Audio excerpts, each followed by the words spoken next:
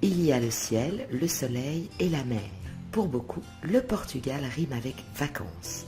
Mais pour les Français installés là-bas, le pays est le cadre de la vie de tous les jours, avec ses avantages et ses inconvénients. Experts et expatriés vous le racontent. Ça fait 10 ans que j'habite ici, c'est vraiment un plaisir. Par rapport à quand je travaillais en France, j'ai l'impression que je travaille plus de fait, et pourtant j'ai l'impression d'avoir plus de vie privée, plus de temps, parce que justement en dehors du travail, on peut sortir dans les rues, occuper les places, rester plus longtemps dans l'année dehors, et puis le week-end en 20 minutes aller à la mer, et on a l'impression un petit peu d'être en grandes vacances toute sa vie. On le voit, l'excellente qualité de vie au Portugal est à la hauteur de sa réputation. Avec 300 jours de soleil par an, des paysages magnifiques, un pays relié au sein de l'Europe, une capitale cosmopolite à taille humaine avec des infrastructures modernes. Tout participe à la douceur de vivre loin du stress. C'est un tout en fait, hein. On peut pas. C'est un tout, c'est le vécu au quotidien, quoi. Il n'y a pas le stress qu'on peut avoir à Paris, parce que moi je parle encore de Paris, parce que je suis de Paris. Tout est plus facile. L'Algarve pour sa nature, Lisbonne pour sa culture. Le Portugal parle au cœur.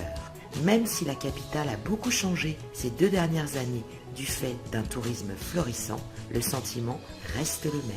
Ce qui frappe en arrivant à Lisbonne, de mon point de vue, c'est la beauté, la lumière. C'est à la fois beau et plein de contrastes entre l'ancien et le moderne, entre le chic et le plus modeste, entre le business et le familial. Et tout ceci dans un cadre merveilleux parce que vous avez des quantités de jardins et de parcs, vous avez des belvédères qui vous permettent d'avoir des vues somptueuses, sans compter des musées et tout le patrimoine historique religieux, églises et monastères que tout le monde connaît bien sûr. Moins foisonnante qu'en France, l'offre culturelle à Lisbonne n'a pourtant pas à rougir. Expositions, concerts, théâtres et festivals se multiplient. Dans d'autres régions, le folklore traditionnel est aussi très présent. En ce qui concerne la culture et puis la préservation de ses racines, les Portugais savent faire. Dans le Nord, il y a énormément de groupes folkloriques et des fêtes, beaucoup de fêtes dans les villages, surtout en août. Et effectivement, l'activité culturelle au niveau du folklore et des chants est extrêmement développée. En Algarve, il y a beaucoup de fêtes brésiliennes dans les rues. Style brésilien, je ne vais pas dire brésilien, style brésilien dans les rues, sur le bord des plages, parce que le climat s'y prête beaucoup plus. Qui dit culture dit aussi nourriture. Là aussi, le Portugal est loin d'être en reste. La gastronomie classique simple au Portugal est top. Bons produits, recettes simples, portions généreuses, donc c'est très agréable. Ils ont de bons fromages, même s'ils ont moins de choix, mais ils ont de bons fromages. Ils ont de très bons vins, assez spécifiques, mais vraiment des choses très intéressantes et à des prix qui sont beaucoup plus raisonnables. Ils ont des fruits et des légumes formidables. Ils ont un poisson incroyable et ils ont un savoir-faire dans la cuisson du poisson qui est vraiment top. Pleine de couleurs, de chaleur, la qualité de vie au Portugal est aussi due à la gentillesse de la population locale, dont l'accueil est plébiscité. Un bémol cependant, l'intégration n'est pas si facile qu'elle en a l'air. Je crois que la bonne façon de s'intégrer dans un pays, c'est d'aller vers les gens qui habitent ce pays. Donc ici, c'est vrai que ce ne sont pas forcément les Portugais qui viendront vers les Français. Ils sont très accueillants, ils vont être souriants, ils vont vous renseigner quand il y a besoin d'informations.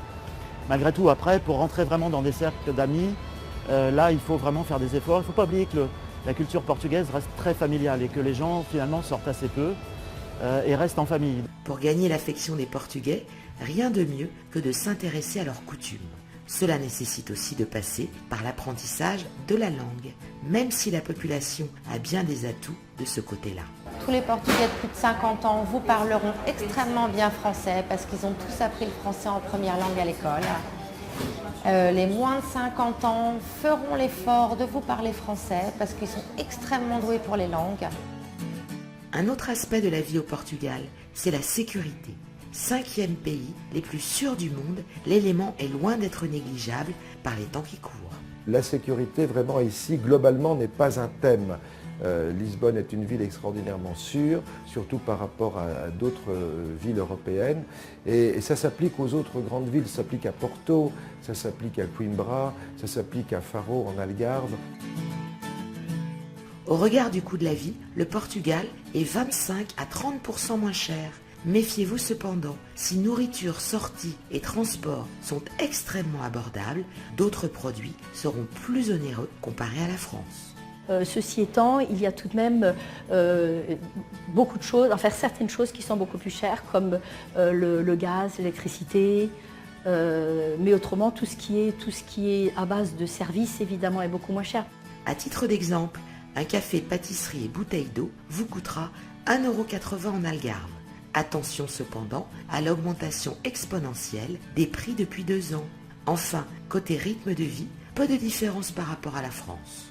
Alors au Portugal, on aura peut-être tendance à commencer un tout petit peu plus tard qu'en France, mais on aura tendance aussi à finir bien plus tard. Donc on a des journées un peu plus longues. C'est vrai qu'on va déjeuner plus calmement, c'est-à-dire on ne va pas déjeuner en principe un sandwich en 10 minutes. Pour le week-end, alors les gens, donc c'est comme en France, c'est le vendredi, en fin d'après-midi, les gens d'habitude sortent un peu plus tôt. Une dernière chose à savoir, au Portugal, évitez d'arriver à l'heure à vos rendez-vous. La ponctualité n'est pas de mise. Selon certains expatriés, ne pas respecter le quart d'heure académique de retard vous fera passer pour un hurluberlu.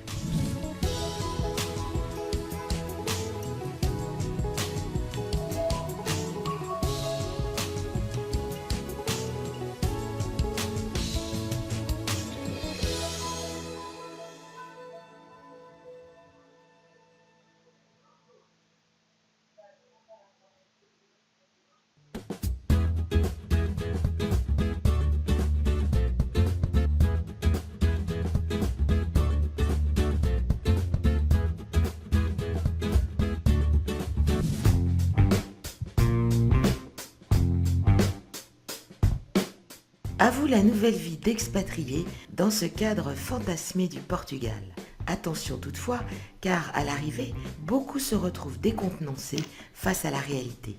Quelles sont les démarches à faire? Quelles difficultés rencontrer? Experts et Français du Portugal vous donnent les mises en garde nécessaires pour une expatriation réussie. La difficulté, je dirais, par rapport à ce qu'on a pu connaître il y a encore 30 ou 40 ans, c'est que maintenant, on se déplace très facilement en Europe et on croit, en franchissant les frontières, qu'on est toujours en France et qu'on bénéficie en France de la même situation juridique, des mêmes possibilités administratives. Une expatriation, c'est quelque chose qui se prépare et ça ne se décide pas sur un coup de tête. Une expatriation, par définition, ça veut dire quitter son pays. Ça veut dire quitter son milieu familial, ça veut dire quitter ses amis, ça veut dire quitter les écoles, quitter les associations. Et on se retrouve tout seul à l'étranger, dans un pays dont on ne connaît pas la langue, dont on ne connaît pas les habitudes. Avant de céder au chant des sirènes, quelques conseils bien utiles.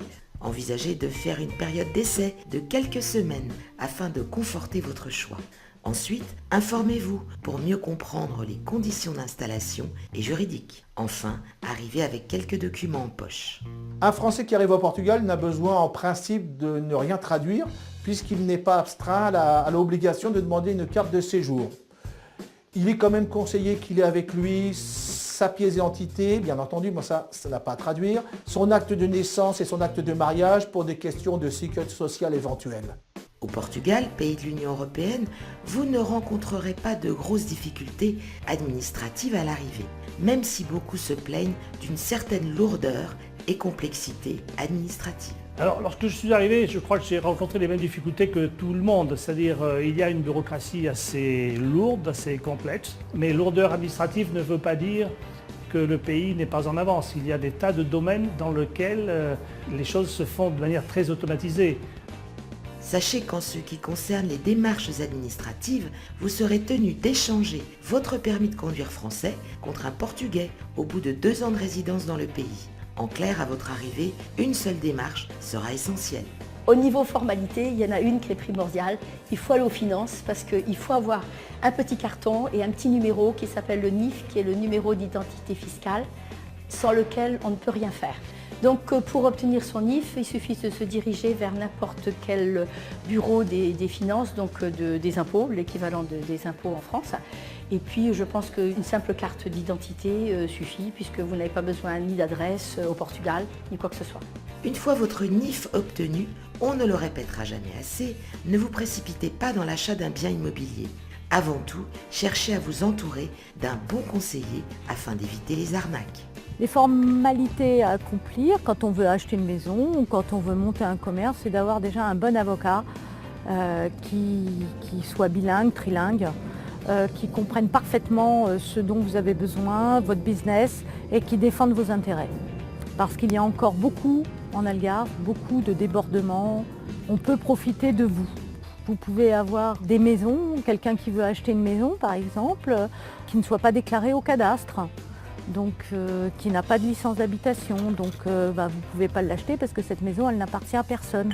Mais par contre l'argent vous allez le donner et on ne sait pas trop où il va aller. En l'occurrence, moi je connais quelqu'un qui a défendu un cas où il avait donné quand même 70 000 €. Les 70 000 € étaient partis dans un pays de l'Est parce que la maison n'existait pas. Côté difficulté, la plus grosse sera la barrière de la langue, difficile à assimiler. Certes, la majorité des Portugais feront l'effort de vous parler anglais ou français, mais que cela ne vous empêche pas de prendre des cours pour une réelle intégration dans la société portugaise et dans le cercle des expatriés de longue date. C'est rigolo, c'est qu'avec la communauté française qui s'installe au Portugal, il y a une différence entre ceux qui sont venus il y a 10 ans, 15 ans, 20 ans, qui critiquent un petit peu les nouveaux arrivants, cette nouvelle vague qui arrive. Effectivement, ceux qui sont là depuis 20 ans ont fait l'effort, ils sont venus à un moment où il y avait beaucoup moins de Français, ont fait l'effort de s'intégrer, de se parler et d'apprendre vraiment à vivre dans le pays. Aujourd'hui, il y a beaucoup de Français, beaucoup d'associations, des gens qui viennent peut-être dans l'espoir de rester moins longtemps ici et donc du coup peut-être moins d'efforts pour chercher à s'intégrer. Je pense qu'il faut aussi leur laisser du temps et qu'ils prennent conscience que la vraie intégration passe par l'apprentissage de la langue et petit à petit ça se fait. Je vois des gens justement avec cette envie de s'intégrer, de se mélanger, d'apprendre et pas venir juste consommer une vie d'expatrié. Se départir de son ethnocentrisme, respecter le pays d'accueil, s'ouvrir aux richesses culturelles que le pays a à offrir. Voici de quoi faire du Portugal un deuxième chez soi. Néanmoins, tenez-vous-le pour dit. Si les Portugais éprouvent de la sympathie pour les Français, la venue en masse de ces derniers est gentiment comparée aux invasions napoléoniennes de 1808. Qui aime bien, châtie bien.